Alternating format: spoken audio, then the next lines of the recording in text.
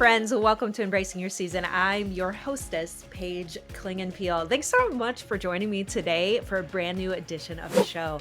I would love to invite you to celebrate and welcome my producer, Mike Segovia, to the show. How are you today, Mike?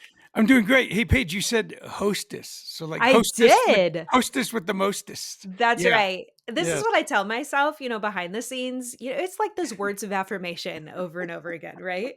Well, it's actually early on your side of the country. What time is it? Paige, it is early. It is 7:54 Eastern time. Wow. And we're in No, the Central Time, because 'cause I'm oh, Eastern. I'm sorry. It's 7:54 Mountain Time. So, Yes. Paige, it's early here. We're in the studio. We're getting things going. Love Paige, it. it's early, and yeah, it's rough. Paige, do you like Yeah. waking up early? Come on. What is so funny is that, I mean, I'm not sure when the switch happened, but I used to be a night owl. I got my best work done at night, and then I would be able to sleep in. Well, I couldn't sleep in because let's be honest, I had littles, but I would want to sleep in. And then all of a sudden, I don't know, maybe like 5 years ago, 10 years ago, mornings have been my vibe. Like, I love it. You know how some people just have like certain things that they love? Like, one Yeah. of the things that Yeah. I honestly look forward to, and it's just like it fills my soul, is waking up early. My body wakes me up, around Okay. like 6:30. And then I make my coffee. No one else is awake. And Mhm. I'm just spending time with the Lord. And it is wonderful. Now, I must admit, during the wintertime when it's still dark out, that's not so much fun. But during the summer and the spring, when it's like light out and it's 6:30 and the smell of coffee, like that hits me. Like, I know Yeah. that everyone has their thing. Like, my other things are, and maybe you have some too, is like the smell of grass, or that feeling when you walk outside after you're in the AC forever and it's like warm. I love those types of feelings. Like, it's just so fun. And so it's those little moments that bring joy to my life day to day. Do you have any of those, Mike? Yeah, no, absolutely. I do agree with you on the waking up thing, and I get up, I'd say 6:30 ish. First of all, my dog gets us up at 5:30, 5:45 to go potty, and Yeah, of course, obviously. then I come back to bed and I kind of just lie there, and then I get up. But it feels great when I get up. I kind of give my day to the Lord and spend Hmm. some time with Him, and then I do some things before the day gets going, and then so say like an hour and a half later. I kind of look around and look at my checklist. I go, "Wow, Paige, I got a lot of stuff done." It just feels like stuff's getting accomplished, and then I feel like, "Wow, I can conquer the day." Yeah. Um, Yes, absolutely. yes, It's the productivity, the right? Like, I productivity. love it. Well, speaking of productivity, we get to talk about some questions that our audience has asked us, but also going through previous sessions where our previous episodes where we have discussed some amazing topics. And it just goes to show you how amazing the embracing season.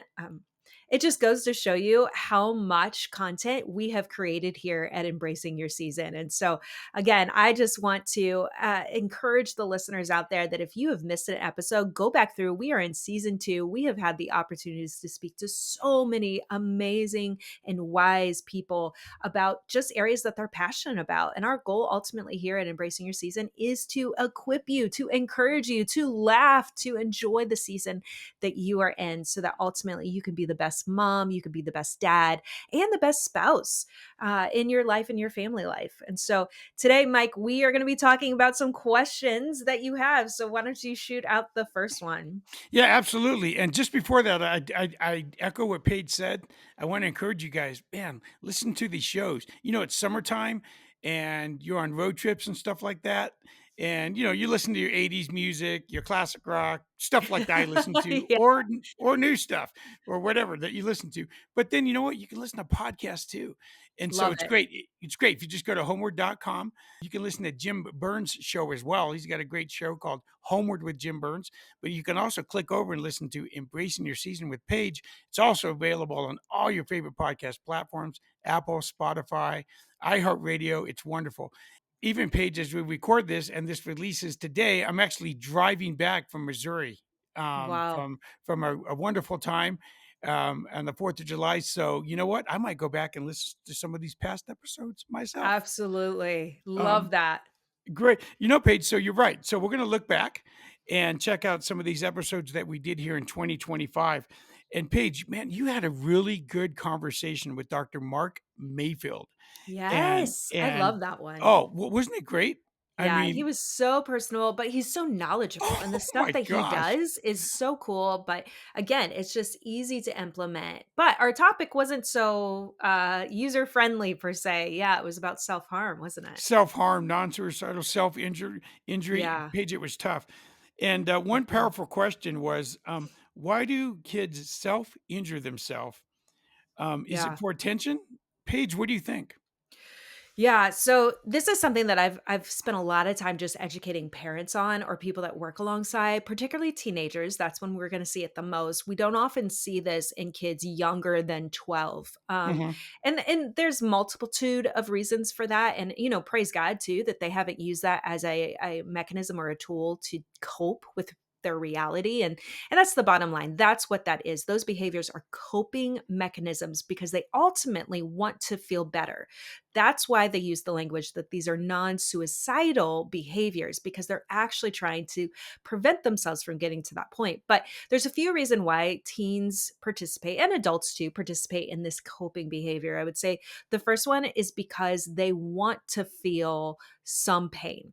So mm, God has created our bodies in such an amazing way that when we injure ourselves, it actually releases feel good chemicals. It helps numb some of those pain receptors in our bodies, and so, for someone that might be struggling with depression, for instance, they feel numb oftentimes. So, when they self harm, this will create or elicit that chemical reaction in their body. So, they actually do feel something. And they can even feel the pain, which sometimes is the point, is so they're wanting to feel the pain, not just the chemical reaction of numbing that pain ultimately. mhm, Another one is punishing themselves. I mean, again, we mm, just live in a fallen world where gosh, kids believe lies about themselves, whether that's spoken over them by people in their circle of influence or it's lies that they're telling themselves that they feel like they deserve some type of punishment. And so that's mm, what they choose to do. Another one is to distract from other pain that they might be having. So, emotional pain, they feel overwhelmed with reality. And so, a way to take away the attention from whatever that trigger is, emotionally, physically, whatever it is, they want to focus on something they can control, which is unfortunately the self-harm behavior, which how they choose the mm, mechanisms to self-harm, how much trauma that they do to their bodies. They are in control of that choice, and it makes them again cope in their reality. And then in terms of the attention seeking behaviors, there's certainly some of that as well. But the way that I like to frame this, particularly for parents, is they are just seeking connection. It's not that they're ultimately saying, I'm a victim, pay attention to me, which in mhm, essence they are, but they just, what they're really asking for, what is the deep rooted motivation? It's ultimately because they want to be loved, they want to be seen, and they want to be comforted. And that's a sense of connection that they're desiring. And so oftentimes we as adults don't want to give them the attention because that might be a positive reinforcement for that behavior. But my philosophy is you need to dig into this and maybe not highlight the self harm in and of itself, but definitely address the fact that this is a cry for help. Ask them, meet them, connect alongside them so that they know that you are paying attention to their cry for help. And then finally, and this is one that I have seen recently within the last probably decade, especially with social media gearing up, is the fact that they want to belong to a tribe. So, this is something that's intrinsic to us as humans because God has made us relational beings. We've also been designed with an identity. Unfortunately, since the fall of man and mhm, the entrance of sin, that our identities are always outside of who created us, which is ultimately the only place where we can find our identity. But we're seeking all of these identity pieces in the world around us. And so for these kids who are desperate to figure out if they have value, if they have worth, and what special aspect that they hold, they find this in a community. We see this throughout, I mean, even just political systems or clubs or even sexual orientation. mm, We also see this with mental health issues is that mm, kids are seeking a tribe to belong. And so now they are participating in some of these behaviors, which they would not normally do if they knew that they are designed with great worth and that Mhm. they are a child of the Lord and that they really do have identity outside of this. So that's a new one that I'm seeing as well. And again, parents, we have that opportunity to pour into our kids that if you happen to find out that your child or your friend, your child's friend is participating in this behavior, like equip your child to speak life into that friend or allow your child to speak to you about what they're experiencing. And again, it's frightening. And I don't want to discount that. It's horrifying that our kids would participate in these types of behaviors. But ultimately, we have an opportunity to lean in, to get them help, and to really help them understand that they have great value and worth. And so I would invite other adults that are trained in this to come and be a part of this solution so that you're not alone in handling it with your child. Yeah, absolutely. It's a tough one, and this was a great episode. So that was episode 70 with Dr. Mark Mayfield on embracing your season with Paige. So, gosh, guys, go back check that one out. Um, okay, so this next episode I want to look at, you had an amazing conversation with Jim Burns recently. Yeah, I he's great. mean, it was fantastic, and so I gotta go back and listen to it again, and it was just really good. And, Paige, the topics that you talked about was the current trends among teens, which Mm, are mhm. many. I mean, there's many, Yeah. but you really focused in on a few. And, Paige, teens are overwhelmed with their pressure to, perform, the grades, sports, social life, and build in the future. And it leaves little room for rest, or reflection. So, what are some suggestions you can give to teens and their parents who are struggling with this? Yeah, gosh. And it is so relevant to even how I'm raising my own kids in our own Yeah. house. Like we're just busy all the time. In fact, I had a parent 2 days ago ask me because her son is getting into high school and he's in marching band now. And if anybody knows about marching band, like that's a full-time job. It's like, Oh, yeah. show choir and sports. Like it's legit. And so she's like, I don't know how we're going to balance. And I said, okay, here's the first thing is that you'll never be able to balance. Like that's just not a reality in Yeah. our American culture. Uh-huh. Not that I'm saying that's good and I'm not endorsing that. However, we can be creative because we're still choosing what we prioritize. And in my family, we prioritize relationships. Now, relationships look different than us just sitting down at the dinner table every night because that's not a reality for us and our family and our schedule. But what it does look like is that I get to have individual conversations with my kids in some capacity every single day. So whether this is taking them to school, it's in the car, we're getting a conversation, or again, I get up early, as we all know now. It's like they're ready to talk at like 10:30 p.m. And I'm like, oh, for the love of God, I love you I'm so tired. much, but I'm exhausted. But they know they can come and talk to me. And Mm. so I encourage that. I even use technology to be a part of our conversation topics. Like if I have to text my daughters who I have not seen all day because that child has a job and a boyfriend and schoolwork, Yeah, I yeah. will text her and be like, hey, tell me about your day. Aw. And honestly, sometimes teenagers do better communicating through written communication or emojis. I mean, there's that too. So that we're intentional about our Mhm. communication with them. That has to be something that we are creatively thinking through because it looks different in today's age. And so Mm. that would be one thing that I would say. And then also just being intentional about fun. Our kids are Mm. constantly under the performance anxiety of grades and if they're in an activity and friendships and how many Snapchat streaks that they have with their friends. That's all performance based. Mm. So taking a moment and just trying to be creative again with the time that we have available to us and making it fun. We love to do like certain games that don't take very long in our Mhm. house, whether it's a card game or maybe it's like we're watching a reel together on their social media Instagram. Like there is something there that elicits laughter and humor so Mm. that we can laugh with one another, because when we do that, again, it connects us, it helps us have fun, and it alleviates some of the stress that our kids are going through. So those are a few of the ideas that I have. Is just like balance isn't reality. Be creative about your time with your kids and be super intentional about the time and communication that you get with them. Yeah, and, I think that's the word you just said, Paige, intentional. Yeah. Parents, don't get bogged down because they're busy, you're busy, but Mhm. really, what Paige was saying, make that time and be intentional. Again, that was a recent episode that we did, episode 81 with Jim Burns. Gosh, go ahead, check it out. Again, easily found on homeward.com and all of your favorite podcast platforms. It is a must listen. And on that episode, Jim and Paige just go back and forth. And there's just so much wisdom. You might have Yeah. to listen It to it was 3 fun. times.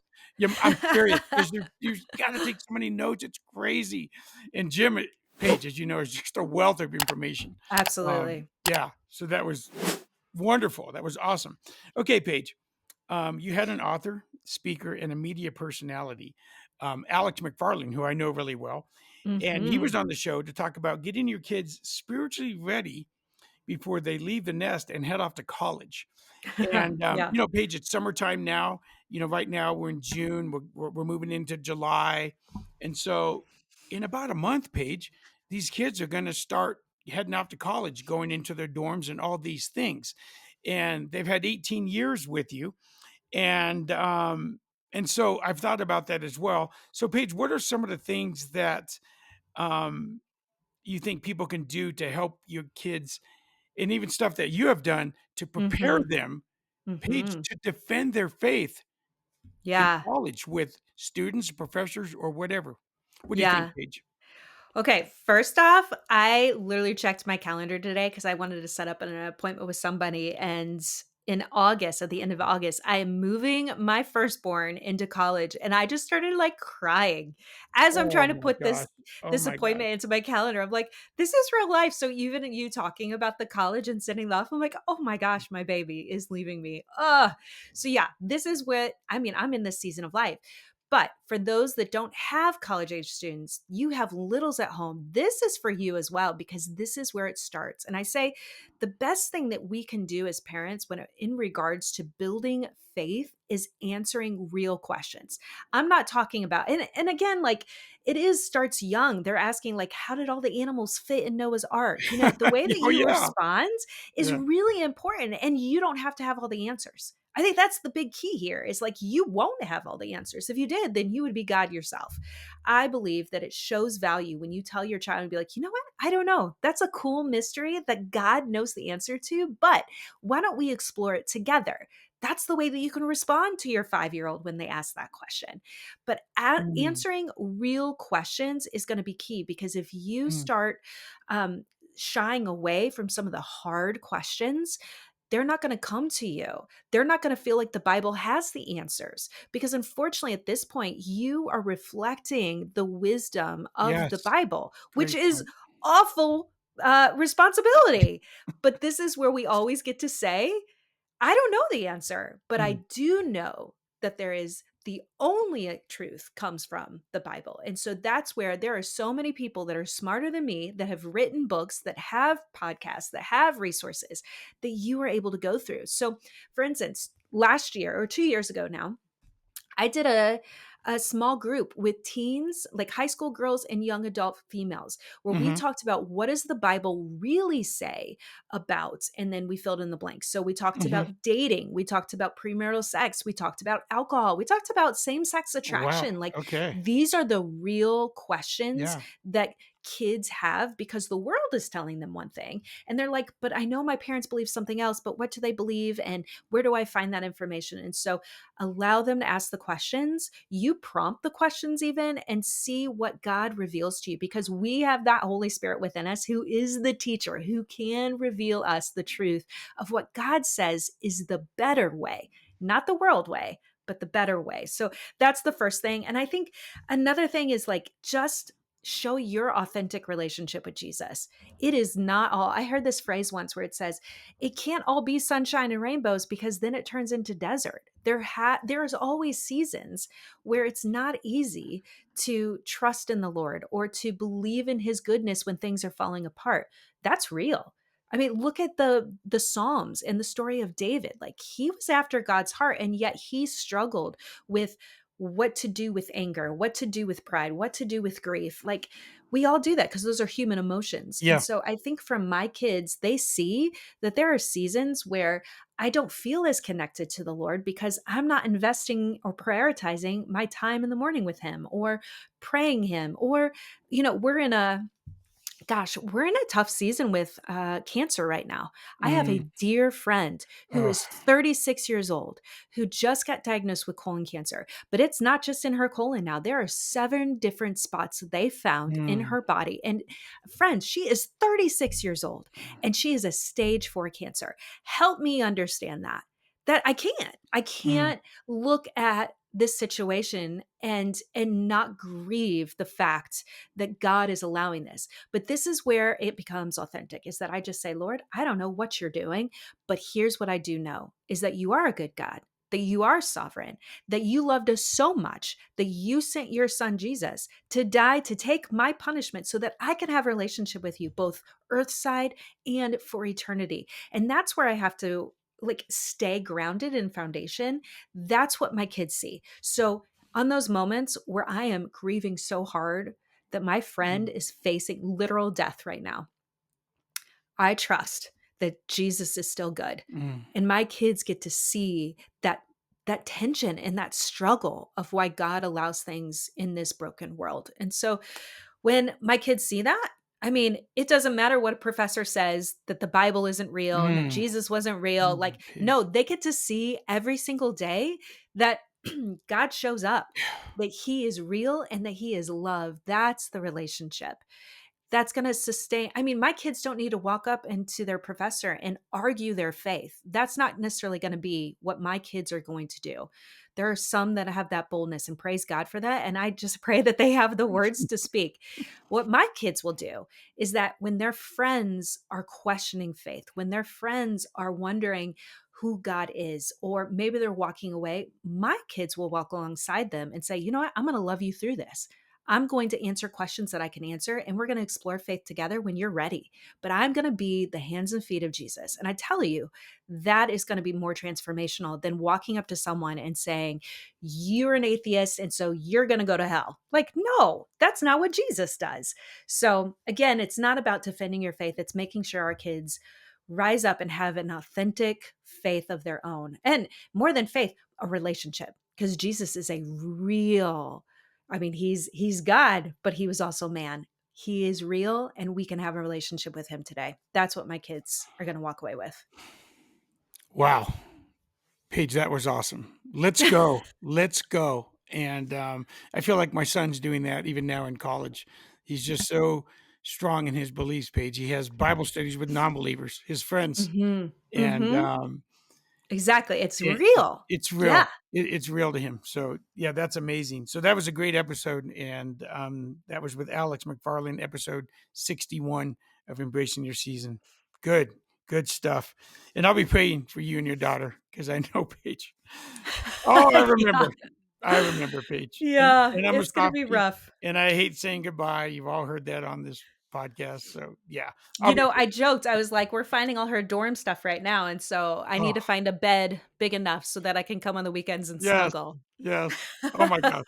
Don't okay, I'm not talking about that. Okay, because you still got time and you're gonna enjoy it. Yeah. Yeah. Couple Alright. months. Okay, Paige, I know that some topics are really difficult to discuss with your kids. Mm, Certain topics like mhm. sex, shame, and, they just feel so taboo. Um, and you talked about this subject with Mike Novotny in episode 80 of your show. But why is it so important, Paige, to have these taboo discussions with your kids? Oof. Gosh, I mean, I could talk about this as like a minister and as a psychologist or a Mhm, counselor. Like, I think it's mhm, just twofold. So using like the Christian language of being discipled, like mhm, we are being discipled every single day. And to be discipled means that we are being transformed by the information that we are receiving, and then we live that out or act that out. So to be discipled by Jesus means that we are surrounding ourselves with people that are like Jesus, that we are reading his word so that we can learn who Jesus was, so that we can ultimately be changed in our heart, so that we can be more like him. That's ultimately what we desire to be as Christians.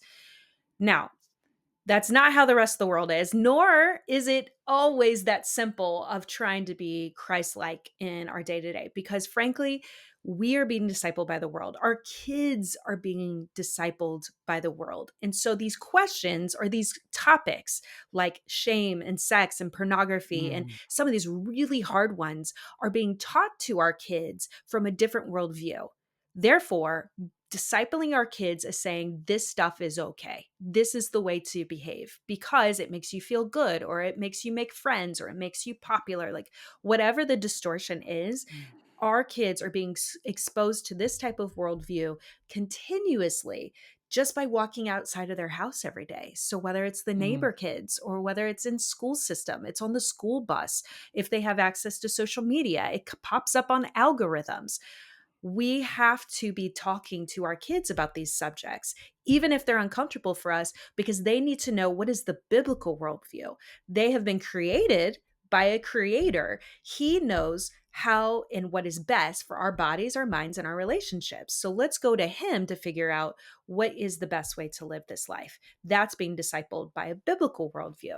So if we aren't having those conversations, mm, then they're still happening. It's not mm, like they're not. That's the mm. scary part is like we think, oh, well, our kids are too young to be talking about sex. Yeah. Friends, the exposure to pornography these days is about 10 years old. That's the average age, 10 Wow. years Oh my old. gosh, Paige. And if we aren't having those conversations even prior to that about what our bodies are made for, what our bodies are made for in relationships, then they're going to be exposed to this. And then Mm, they're going to think, whatever it is that distortion starts coming in. And so I don't like the phraseology of taboo because nothing should be taboo. mm. Nothing should be Oh, taboo due to the okay. fact that we should be having these conversations. They should be always happening, whether modeled well or discussed. You have a choice. Who do you want discipling your kids? Do you want it to be the world or do you want it to be Jesus? Because it really is black and white, friends. So make sure you're having those conversations. And there's so many resources like Dr. Jim Burns. If you have a struggle with having a conversation about sex, Dr. Jim Burns has written so many amazing books about having that hard conversation with your kids about healthy sexuality. I mean, there you go. Read the book, have the conversations. Yeah. It's going to be easy. It's still awkward. You're still going to sweat and you're still going to twitch. Like I still do with my own kids. I always joke. I was like, I can have that conversation with your kids and be absolutely fine. My own children, it's a little bit harder. And I get that. But it's reminded by what is the priority? Is I want my kids Mm, to ask the hard questions, to know the hard answers, and to know what the truth is. And if I want my kids to be equipped in those ways, then I'm going to have to be the mouthpiece that makes it happen. mm. Gosh, Paige, that's so good. What an important episode that was. Mike Novotny, episode 80. And Paige, you're right. You can get those other resources to help you if it makes you really nervous. I remember doing the bird. I remember having the birds and bees conversation with my son when he was 13, Paige. And so I got Passport to Purity by Dennis Rainey, and Okay. it was fantastic. It was a DVD kind of CD series. So you go through a booklet and then you talk about it and then you put in the CD and you listen to it. And Dennis Rainey handles a lot of the harder parts, if you would, to That's discuss. good. And Yeah. it really helped me in that season of life when I really needed to have that discussion, Paige. But you're right. Yeah. And again, Paige, that I'm coming back to that word in my mind that you said earlier is you have to be intentional, parents. Mhm. You just have to do it. Or like Mhm. Paige said, somebody else will. That's right. They Yeah. will. They will. Okay, Paige. So one of my favorite episodes of yours, it was really touching to me, is when you took a look back and you reflected on what you did right and some things that, I maybe could have done better. Yeah. maybe I could have done better, in raising your Yeah. kids. And I know you were really thoughtful about it because, Mm. your oldest daughter is going off to college and you're kinda looking back at all those years, and we did look back. It was a fantastic episode. That Mm. was episode 79 of all these different stages, of her life, and now your other kids going through those stages as well. So, Paige, one thing you mentioned was focusing on intentional, word again, communication Mhm. when raising your kids. Paige, it's been a kind of a theme, but again, why is it so important in all stages of their lives? Why is intentional communication with your kids so vital? From the youngest, Right. pre Yeah. you know, preschool days all the way up till they're graduating. Yeah. Talk to me, Paige. It's because intentional communication is connection. We are designed for connection. And so Mm, when I have a conversation with my 2-year-old and I get down at their level and I meet them in their eye and I'm able to tell them that I love them, or I'm able to give them direction or encouragement. Like that connects with them at a deep level because that is the way God designed them. And it mm, reminds them of their great worth and my desire to see them become the person that God's designed them to be. We cannot overemphasize the need for connection, and communication is that first start or that first step. So, helping our kids figure out through our behaviors that they have value starts with asking them questions. How was their day? Now, I know that those that have middle school parents and the high school parents, they're like, well, I asked them about how their day is and they tell me yeah. nothing. Okay. Yes, It's true, I Paige. recognize that. Exactly. But the fact that you're making that effort, they feel that still. They Mm, love the fact that you're pursuing them by asking them questions. Now, can we adjust the questions? Absolutely. Instead of just saying the generalized, how was your day?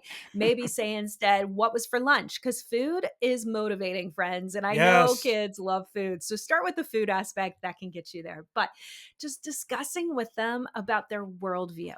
They have a different worldview than us. We Mm, can learn from our kids. What is their perspective? I loved when my kids were younger and we would go and do mundane things like go shopping or, even just grocery shopping, and they would see something new for the first time. And the awe and wonder they had just reminded mm, me like the different worldview that our kids have that we can learn from, that we can appreciate the environment around us. But it took me getting down at their level, both physically and just mentally, of recognizing they have a perspective, they have opinions, and I want them to feel valuable and worthwhile. So I'm going to ask them, what is that view? I think the other thing is just show them that their opinions matter. So if you ask a question and they come back with a certain perspective of a circumstance in your life, honor that. The fact that mm, they were bold enough to say maybe even something contrary to your perspective, I think we need to highlight that and continue to encourage it because it helps them realize their opinion matters, that their perspective matters, and that they as a person matter to me. Because never would we do that to another adult. If someone had a contrary opinion, we wouldn't be like, well, yeah, I just don't agree with that and I'm going to shut it down and you're rude. So, why does it feel like we do that with our own kids? mm, So, I understand that there is fear when our kids come up with a different perspective that's contrary to ours. I get that, especially if it's faith based. But we have to recognize that they have to wrestle with their perspective, mm, opinions, choices, and so forth in order to become their own.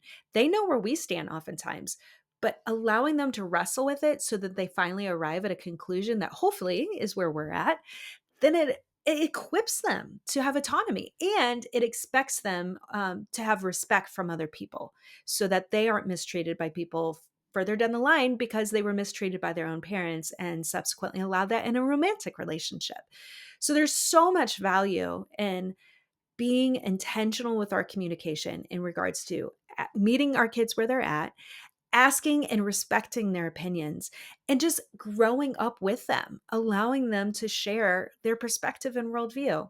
And when we do that, as they get older and we transition more into a friendship relationship with our kids as they become young adults, like that relationship then is grounded in mutual respect. And it's something so beautiful because it's just something that I've totally enjoyed as my kids get older is mm, now I'm recognizing that God has made them uniquely, he has made them mm, individually, and that he has gifted them with a perspective that I can learn from. So there's value in that being intentional.